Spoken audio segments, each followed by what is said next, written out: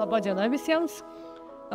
Tai kitais metais 105 metų veiklos sukaktį mininčio Vytauto Didžiojo karo muziejaus pagrindinė figūra turbūt nediskutuotinai galėtume laikyti beveik 2 dešimtmečius jo direktoriumi buvusi iniciatyvojų Vladą Nagevičių. Karininkas buvo ne tik vieno seniausių muziejų Lietuvoje įkūrėjas ir galmetis direktorius, bet ir plačių interesų visuomenininkas, karo medikas, archeologas. Tačiau šiandien norėsiu pakalbėti ne apie jį kaip vadovą ar kažkuria vieną iš jo konkrečių sričių, bet apie kaip lietuvių išeivių reikalais besirūpinusi keliautoją. Šis tyrimas, kurį būtų galima įvardinti ir kaip mikroistorijos tyrimą, yra apie 1939 metų generolo kelionę į Pietų Afriką ir jos dokumentavimą fotografiniuose šaltiniuose. Pirmiausia, trumpai pristatant lietuvių emigrantų į Pietų Afrikos istoriją, reikėtų pasakyti, kad žymesnis imigrantų srautas čia pastebimas, kai XIX amžiaus 8-ame dešimtmetį prasidėjo deimantų kasyba ir ypač radus aukso telkinius prie dabartinio Johanesburgo. Tuomet į Pietų Afriką patraukė ir Lietuvos gyventojai iš Rusijos imperijos. Visa jų pažintis su Pietų Afrika prasidėdavo Keiptauno uoste, kuris įkurtas dar 17 amžiuje kaip Nyderlandų rytų Indija plaukiančių laivų pasipildymo punktas, kuris XIX amžiuje atiteko Britams. Dauguma atvykusių lietuvių pirmiausia atsikraustydavo į Johanesburgą ir jo apylinkes, ten lietuvių gyvenimas be abejo buvo ir aktyvesnis. Dalis jų buvo nusiteikę patriotiškai, kūrė pirmąsias savitarpio šalpos ir kultūros organizacijas. Tarpukariu į Pietų Afriką galėjo išvykti apie 7 000 Lietuvos Respublikos piliečių, dauguma jų žydų kilmės. Tarp tokių išeivių žymesnių buvo ir pavyzdžiui Levas Vaškanskis, įėjęs į pasaulio medicinos istoriją, kaip pirmasis žmogus, kuriam buvo persodinta kito žmogaus širdis. Tarpukariu Pietų Afrikai žymesnių lietuvių lankė ne tik Vladas Nagevičius, bet ir kunigas Juozas Janilionis, profesorius Kazys Pakštas, konsulas Karolis Račkauskas.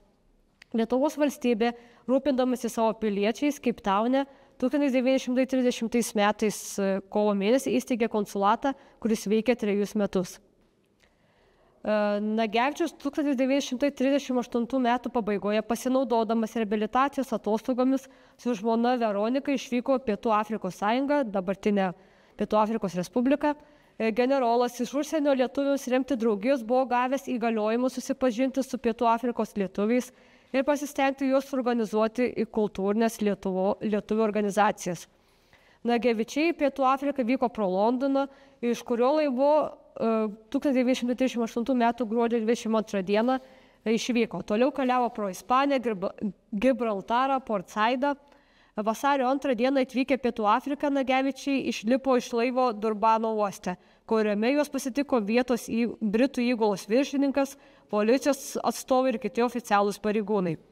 Durbane lietuvių nerado, tačiau į generolą į svečius pasikvietė Lietuvos kariuomenės 4-ame pėstininkų pulke, spėjęs tarnybą atlikti žydų tautybės karys Perlingas, besistengęs kiek įmanoma kalbėti lietuviškai. Durbane jis tapo prekybininku, turėjo nuosavą mėsos krautuvę.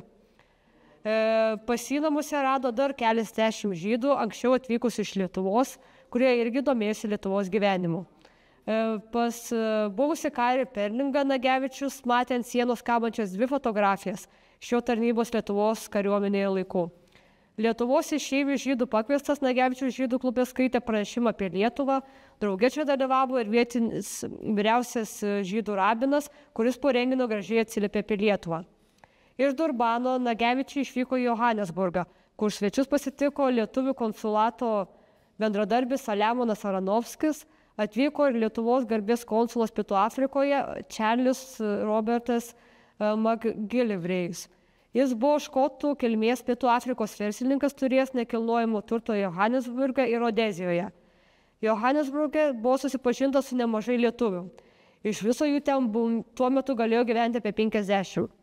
Dauguma jų buvo siuvėjai, kiti vertėsi kitomis profesijomis. Pavyzdžiui, siuvėjas Leonas Vaškys, kilęs iš Šeduvos valsčiaus. Su žmona Ona buvo susilaukęs 8 vaikų. Siuvėjas Kazys Gudelis, su žmona kilęs iš Papilės miestelio. Atsargos pulkininkas Antanas Valečka, kilęs iš Viešintų valsčiaus. Dar siuvėjas Barkalis, kilęs iš Telšių.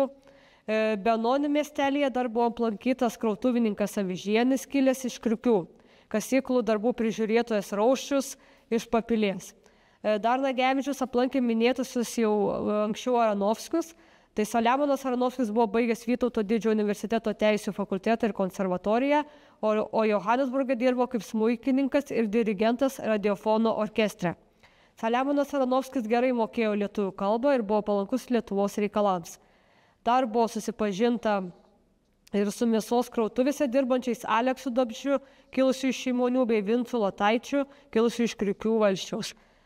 Vasario 16-osios išvakarėse Johanesburgo priemiestyje Nagevičiai aplankė Skaibyklos prižiūrėtoją Pruckų, kilusi iš Plungės, emigracijoje gyvenusių jau 40 metų.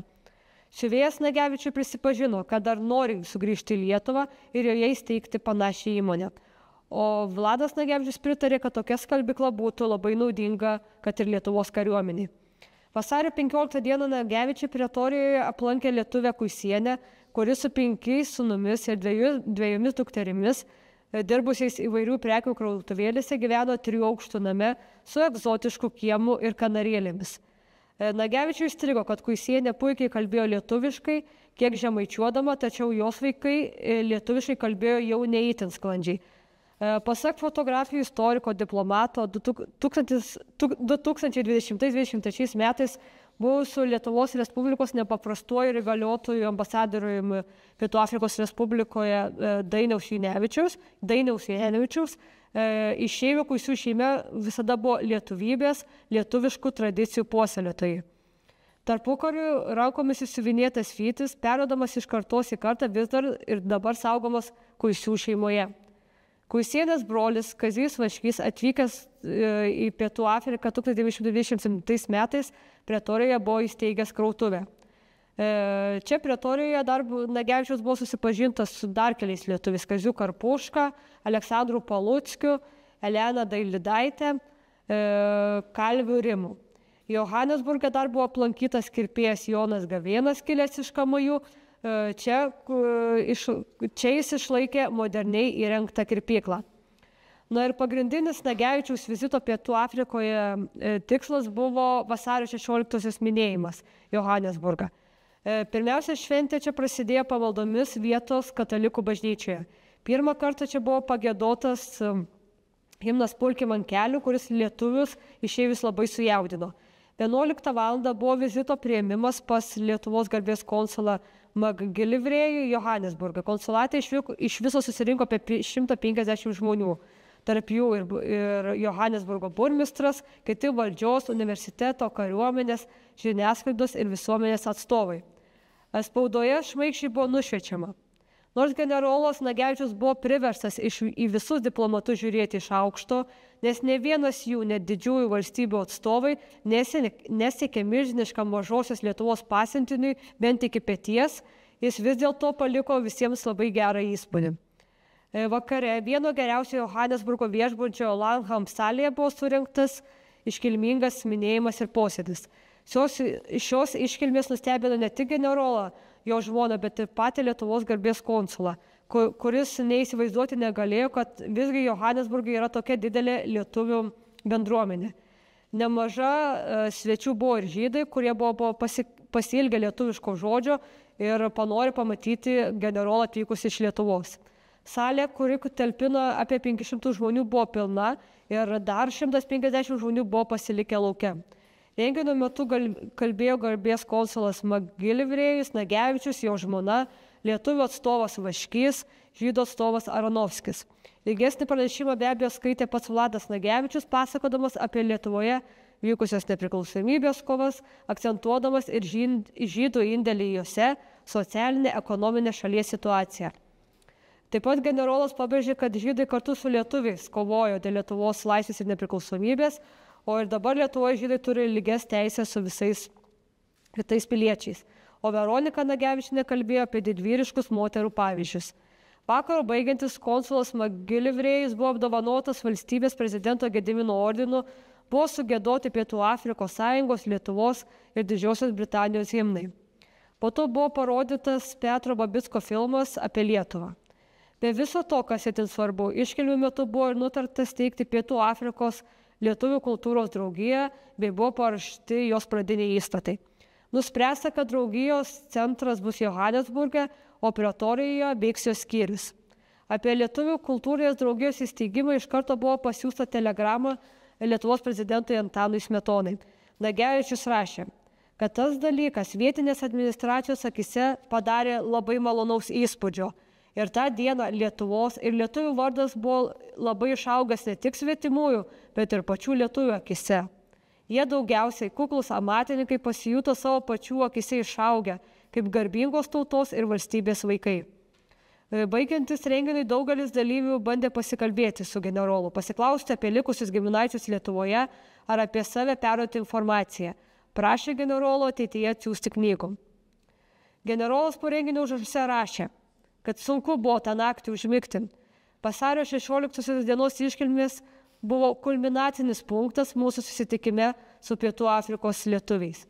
Likome patenkinti gautais įspūdžiais, atsiektais rezultatais, kurių svarbiausias buvo draugijos įsteigimas.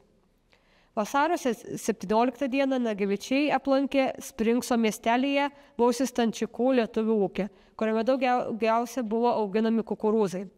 Generolo nuomonė, Stančikai nors lietuvių kalbos ir buvo nepamiršę, tačiau dvasia pakankamai nuo Lietuvos nutolę. Springse dar buvo aplankytas ir kurpių stetliukas bei lietuvių mažylių šeima. Mažylis buvo kasyklų prižiūrėtas, atvykęs iš Kupiškio į Pietų Afriką dar 1902 metais. Dar reiktų skirti, kad pas lietuvius Godelis namuose ir įvyko pirmasis Pietų Afrikos lietuvių kultūros draugijos valdybos posėdis, kuriam pirmininkavo Leonas Vaškys.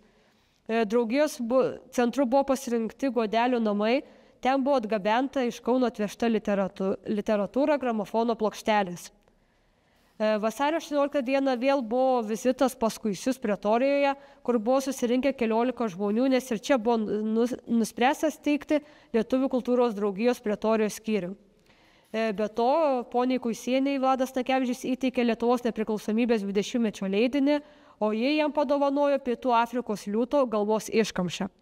Šalia vizitavimo pas lietuvius Nagevičiai keliavo ir po Johanesburgo apylinkės, užsuko ir į aukso kasyklas, kuriomis ir buvo regionas garsus. Besirūpindamas lietuvių emigrantų reikalais, Vladas Nagevičius vyko į lietuvių konsulatą pasitarti, kad pratęstų lietuvių piliečių registraciją ir prašė, kad būtų įvestas reikalavimas, kad konsulate dirbtų lietuvis sekretorius. Vasario 27 dieną Kapštate, dabartinėme Keiptaune, buvo aplankytas siuvėjas Juozapas Jukna. Ir čia gyvenęs jau daugiau negu pusę amžiaus ir vis dar kalbėjęs puikiai lietuviškai.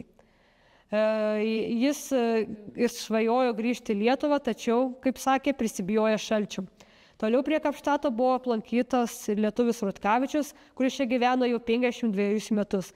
Turėjo 30 nuosavų namų ir 160 hektarų fermą, vertėsi namų nuomą ir prekių transportu.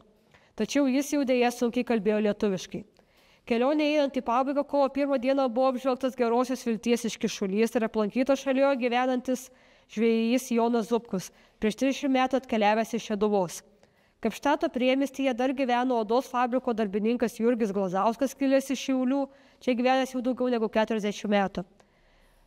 Kovo 3 dieną palikdamas Pietų Afriką, Vladas Nagevičius rašė: Atsisveikinome su ja, kaip ir su kitais lietuviais, lyg būtume buvę visi seniai pažįstami, ne te pasimatė dabar pirmą, o gal paskutinį kartą. Keliaudamas po Pietų Afriką, Nagevičius dar neįtarė, kad po keliarių metų antrojo pasaulinio karo pabaigoje jam pačiam teks palikti Lietuvą jau ne pažintiniais tikslais ir pačiam tapti išeiviu. Pirmiausia, persikelti į Vokietiją, Austriją, o galiausiai Jungtinės Amerikos valstijas, iš kur grįžti į Lietuvą generolas jau nebespėjo. Nagevičių kelionė iš Pietų Afrikos laivų driekėsi per Atlanto vandenyną stabtelint Portugalijoje, po to Didžiojoje Britanijoje ir Vokietijoje. 1939 kovo 22 dieną Nagevičiai jau buvo Berlyne ir kaip simboliška, kad būtent čia jie sutiko žinią apie Klaipėdos krašto perdavimą Vokietijai. Grįžęs į Lietuvą Nagevičius apie kelionę pasakoja susitikęs su Lietuvos spaudos atstovais. Nenurodyto autoriaus straipsnį paskelbė Lietuvos kariuomenės laikraštis Karys. Apie generolo kelionę rašė Johanesburge per vasario 16 dienos priėmimus su juo susitikęs žydas Mišlikeris savo korespondenciją oro paštu nusiuntęs į leidinį Apžvalga, kurį leido žydų karių dalyvavusių Lietuvos nepriklausomybės atvadavime Kauno skyrius. Labai svarbu pažiūrėti, kad visos kelionės metu Nagevičius rašė detalų kelionės dienoraštį, kurio likimas kol kas nėra žinomas. Laimė dienoraščio pagrindų kelionės įspūdžiai po gabaliuką buvo publikuoti žurnale Pasaulio lietuvis nuo numerio 1939 numeris 7 iki 1940 metų numeris 4. Jau 1940 metais vasario 16 dieną besigydydamas karo ligoninėje Nagevičius rašė: šiandien atiduodamas Pasaulio lietuviai šią mano rašinio užbaigą, mintimis skrendu ten, kur teko švęsti praeitais metais Lietuvos nepriklausomybės šventę, kur lietuvių kolonijos tarpe pergyvenu tiek daug įspūdžių, kurių neužmiršiu per visas savo likusias gyvenimo dienas. Tų metų vasario 16 dienos proga generolą pasiekė telegrama sveikinimas iš Johanesburgo iš Lietuvių kultūros draugijos. Siųsdamas linkėjimus atgal rašė sveikinimus lietuviams ir palinkėjimus su Vilniaus sugrąžinimu ir linkėjimais karo pasibaigus sulaukti ramesnių, laimingesnių laikų ir sugrįžti į senąją močiutę tėvynę Lietuvą arba bent ją aplankyti. Generolo Nagevičiaus ir jo žmonos 3 savaičių kelionės akimirkos po Pietų Afrikos sąjungą buvo išsaugotos brangiame ir trapiame pavidale stiklo plokštelių negatyvuose. 92 vienetai stiklo plokštelių sudėtos į medinės spaudos fondas dėžutės užraktų. Sovietinės okupacijos metu ši negatyvų kolekcija buvo išimta iš muziejaus rinkinių ir įtraukta į vadinamąjį specialųjį fondą, kuriame atskirta sovietiniai ideologijai neparanki medžiaga. Ir šis negatyvų rinkinys buvo įvardintas tiesiog kaip Lietuviai Afrikoje. Šis negatyvų komplektas sugebėjo išlikti nepažeistas ir nesunaikintas per kelis dešimtmečius trukusią sovietinę okupaciją. Vis dar tebėra saugomas ten, kurių be abejo generolas Nagevičius norėjo Vytauto didžiojo karo muziejaus rinkiniuose.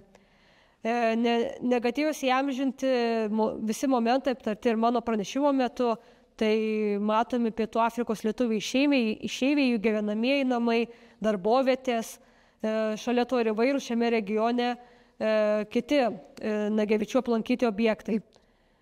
Stiklo plokštelės negatyvai yra išskirtiniai generolo Vlado Nagevičiaus vizito tolimojoje Pietų Afrikoje liudytojai, vaizdiškai atskleidžiantis lietuvių emigracijos mikroistorijos epizodą.